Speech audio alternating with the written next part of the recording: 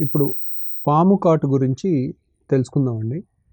పాము కాటులో ఆహ్, యు ప్రాణహాని జరగకుండా ఉండాలంటే చాలా సింపుల్ చిట్కాలు మనం స్టార్టింగ్‌లో పాటించినట్లయితే చాలామంది ప్రాణాల్ని కాపాడిన వాళ్ళం అయ్యే అవకాశం ఉందండి.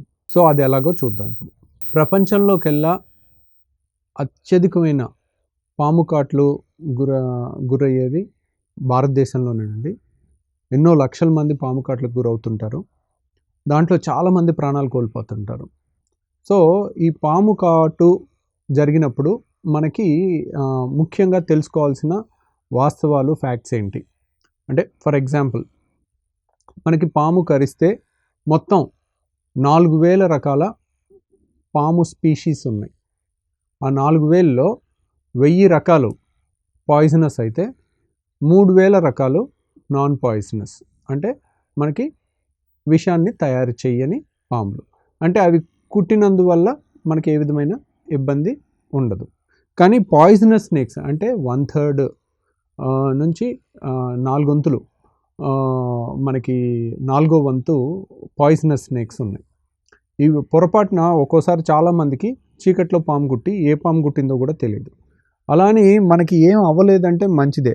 కానీ ఒక్కొక్కసారి ఆ టైంలో ఏదన్నా మనం పాయిజనస్ స్నేక్ అంటే విషం పాము కరిచి మనం దాన్ని అశ్రద్ధ చేసినట్టయితే ప్రాణహాని చాలా అధికంగా ఉండే అవకాశం కూడా ఉంటుంది. సో, ఈ వీడియో చేయటానికి గల అత్యంత ముఖ్యమైన ఉద్దేశం ఏంటంటే పాము కాటుకు గురైన తర్వాత ఫస్ట్ ఎయిడ్ అంటే అక్కడికక్కడ పేషెంట్కు పాము కరిచేది ఏ పొలంలోనో పల్లెటూరులో ఇళ్లలోనో జరుగుతుంది. అక్కడి నుంచి పేషెంట్ అన్కాన్షియస్ అయ్యే అవకాశం ఉంటుంది. నొరగలు కక్కుకునే అవకాశం ఉంటుంది. వాళ్ళు హాస్పిటల్కి రీచ్ అయ్యే వరకు కనీసం ఒక 5-6 గంటలు డిలే జరిగిపోతుంది. సో, ఎందుకంటే అది తెలియాలి, వాళ్ళ ఇంట్లో వాళ్ళకి చెప్పాలి, ఒకళ్ళు వెహికల్ అరేంజ్ చేసుకొని రావడం చాలా టైం అయిపోతుంది. కాబట్టి ఈ టైంలో చాలామంది ఫస్ట్ ఎయిడ్ చాలా తప్పులు చేస్తున్నారు. అది ఎట్టి పరిస్థితుల్లోనూ ఆమోదయోగ్యం కాదు. ఫర్ ఎగ్జాంపుల్ మీరు పాత సినిమాల్లో ఏ సినిమాల్లో చూసినా ఏమవుతుంది, పాము కాటు వేయగానే హీరోయిన్ వెళ్తాడు, దాన్ని చప్పరించి ఊసేస్తూ ఉంటారు. చప్పరించి ఊసే ఆ విషయాన్ని ఏదో లాగేసి బయటపడేసి అంత ఈజీగా ఒకసారి లోపలికి వెళ్ళింది మన ఇట సక్ చేస్తే నోట్తో లాగేస్తే వచ్చేదండి. సో, అది చాలా డేంజర్ పద్ధతి అన్నమాట. పొరపాటున కూడా మీ నోట్లో ఇన్ఫెక్షన్ కూడా దాంట్లో పెట్టిన వాళ్ళు అవుతారు. అలాంటి పని ఏమీ చేయకూడదు. సో, అది నెంబర్ 1 ఫస్ట్ ఎయిడ్లో జరిగే పెద్ద మిస్టేక్. దాన్ని నోటితో లాగటం. నెంబర్ 2 అక్కడే కట్ చేస్తారు. కట్ చేసి ఇంకా దాన్ని పిండేసి ఇలాంటివి చేస్తారు. అది కూడా రాంగ్ మెథడ్, ఏం చేయకూడదు. నెంబర్ 3 చాలామంది టార్నికీ అని కట్టు కట్టేస్తారు. ఓహో, ఇక్కడ కదా పాము గరిచింది, ఇక్కడ కట్టు కట్టేస్తే ఈ విషయం బాడీలోకి వెళ్ళదు కదా, అందువల్ల మనిషికి మంచి జరిగే అవకాశం ఉంది కదా అని అనుకుంటారు. కానీ ఈ కట్టు కట్టే వాళ్ళు ఎవరు? ఎంత ప్రెషర్తో కడతారు? ఆ టెన్షన్కి టైట్గా బిగదీస్తారు అనుకోండి, ఈ చేతి మొత్తానికి రక్త సరఫరా ఆగిపోయి కుళ్ళిపోయిన పరిస్థితులు కూడా కొన్నిసార్లు జరుగుతాయి. ఎందుకంటే పేషెంట్ అన్కాన్షియస్ అయిపోయారు. పేషెంట్ కూడా అబ్బా నాకు నొప్పి, ఇది టైట్ చేయి, లూజ్ చేయి అని కూడా చెప్పలేరు ఒక్కోసారి. కాబట్టి అత్యుత్సాహంగా మీరు ఏమి కట్టకపోయినా ఏం పర్వాలేదు. సో, టెక్స్ట్ బుక్లో రికమెండెడ్ ప్రపంచంలో ఏ మెడికల్ టెక్స్ట్ బుక్ అయినా హ్యారిసన్, డేవిడ్సన్, సిఎండిటి ఏ ముఖ్యమైన టెక్స్ట్ బుక్ తీసుకున్నా కానీ ఎక్కడా కూడా ఈ కట్ చేయమని కానీ, లేకపోతే నోరుతో లాగేసి పెట్టేయమని కానీ, సక్షన్ డివైస్ పెట్టమని కానీ, లేదంటే ఇలా టార్నికీ కట్టమని కానీ, టార్నికీ అంటే గట్టిగా ఒక బిగించేసి ఒక తాడు కట్టేయమని కానీ లేదు. ఇన్ఫ్యాక్ట్ అలా చేయటం చాలా డేంజరస్ అని కూడా చెప్పింది. ఎందుకంటే ఎప్పుడైతే ఇలా గట్టిగా టార్నికీ కడతామో దీనికి ఆ కట్టేవాళ్ళు ఆ భయంలో ఎక్కువ కట్టి ఇది మొత్తం చెయ్యి మొత్తం కానీ కాలు మొత్తం కానీ పాడైపోయే అవకాశం ఉంటుంది.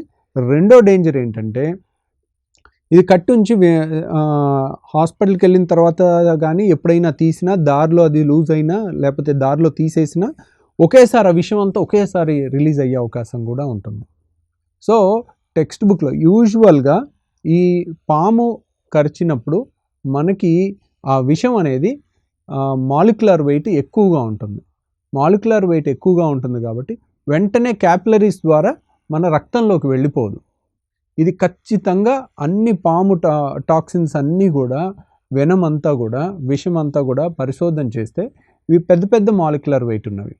ఖచ్చితంగా ఆర్టీరియల్ సిస్టము, వీనస్ సిస్టమ్ నుంచి, సిరల్ నుంచి, క్యాపిలరీస్ నుంచి రక్తంలోకి వెళ్ళే మార్గమే లేదు. ఇవి ఎలా వెళ్తాయి?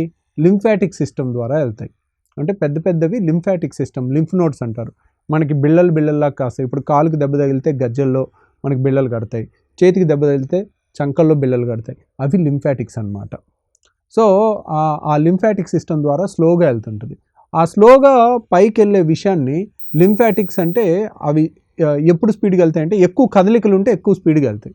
కాబట్టి చేతికి కానీ కాలుకి కానీ పాము కాటు కరిస్తే దాన్ని కదలకుండా స్ప్లింట్ వేసేయాలి.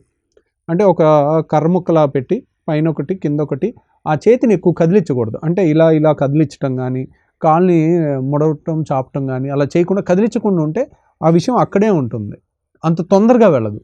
స్లోగా వెళ్ళేదాన్ని మనం కదిలించి స్పీడప్ చేయకూడదు. ఇదొక్కటే text book recommended first aid అండి. మిగిలిన ఫస్ట్ ఎయిడ్ అంతా కూడా మోర్ డేంజరస్ దాన్ గుడ్ అనమాట. సో ఈ ఫస్ట్ ఎయిడ్ గురించి తెలుసుకున్నాం కదా. ఇప్పుడు ఏ విష సర్పాలు ఇండియాలో ఉన్నాయి, వాటికి ఏ విధమైన లక్షణాలు ఉంటాయి అనేది తెలుసుకుందాం. మన ఇండియాలో ఉన్న పాముల రకాలు, అతి ముఖ్యమైన రకాలు, ఒకటి కట్లపాము. సో ఇది చాలా డేంజరస్ స్నేక్ అండి. దాని తర్వాత నాగుపాము, దాని తర్వాత రక్తపింజర. ఈ 3 మోస్ట్ డేంజరస్. రక్తపింజరలో కూడా 3 రకాలు ఉన్నాయి. రస్సెల్స్ వైపర్ అంటారు. అవి పాము ఒకవేళ మనం చాలామంది కరిచిన పాముని కొంతమంది రైతులు అయితే అలాగ చంపి తీసుకొచ్చి చూపిస్తారు, డాక్టర్ గారు చూడండి ఈ పాము ఇది విషం పామా కాదా అని. విషం పాము ఏంటి, విషం లేని పాము ఏంటి అనేది కొన్ని లక్షణాలను బట్టి కనిపెట్టచ్చు. ఎగ్జాంపుల్ నాగుపాము అనుకోండి, పడగుండేది ఎలాగా నాగుపాము ఒకటే, దాంట్లో నాగుపాములన్నీ పాయిజనస్సే, కాబట్టి అది నాగుపాము అనేది చూసి చెప్పేసేయచ్చు. రెండోది వైపర్ అంటే రక్తపింజర.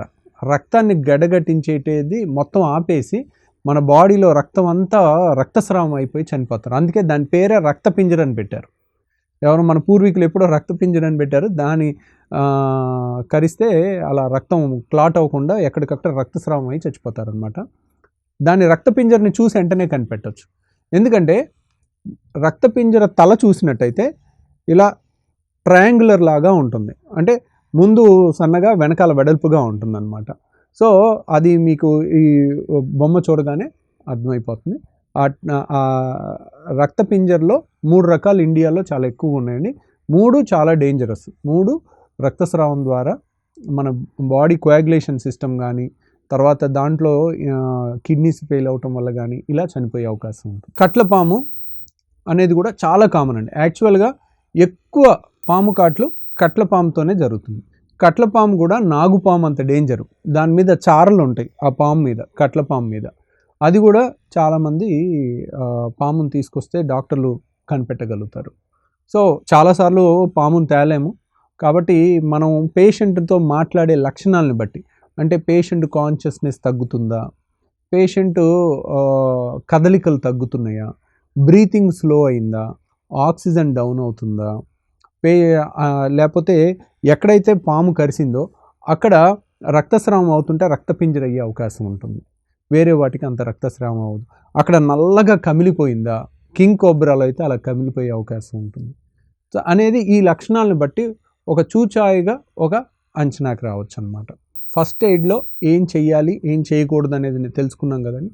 ఇలాంటి పేషెంట్స్ని కనుక మనకి ఆ లక్షణాల్లో పాయిజనస్ అంటే విషసర్పం కాటైందని అనిపిస్తే కనుక వెంటనే తీసుకెళ్ళి పేషెంట్కి బ్రీతింగ్ ఆక్సిజన్ బాగా మెయింటైన్ చేసుకుని, అవసరమైతే యాంటీ స్నేక్ వెనమ్ అని అంటారు, అంటే స్నేక్ వెనానికి విరుగుడు ఇస్తే కనుక వెంటనే తగ్గిపోతుంది. ఇది ప్రతి దేశానికి ఒక్కొక్క విరుగుడు ఉంటుంది. ఎందుకంటే ఇండియాలో ఉండే నాగుపాముకి ఆఫ్రికాలో ఉండే నాగుపాము విషంకి ఉన్న యాంటీడోట్ ఇస్తే పనిచేయదు. మళ్ళీ శ్రీలంకలో ఉన్నది ఇండియాలో ఉన్నది కూడా ఒక రకం కాదంట.